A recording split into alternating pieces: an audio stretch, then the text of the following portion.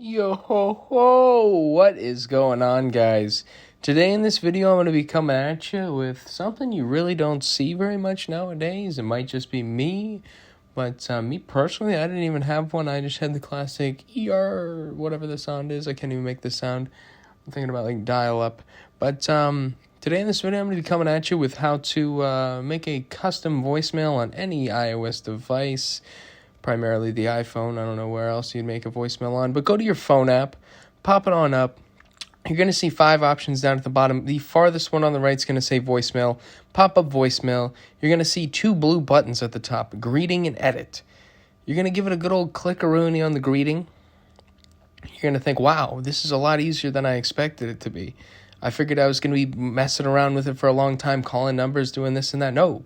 You pop up greeting, you see default, you see custom. You click on custom, the blue record pops up. You click record, you say whatever you want. You can say something funny, you can be professional, you can just do whatever you want. It's your voicemail, but always remember if you leave this on, people are going to hear it whenever they call you. But yeah, it's actually quite easy.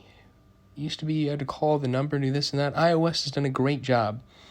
But record your voicemail, just record it real quick. Then you can click play. Hello? Hello? Hello? Sorry, I'm having a little hard time hearing you. You, speak up. Hello? No. Gotcha. Well, thanks for calling. I'll get back to you sometime.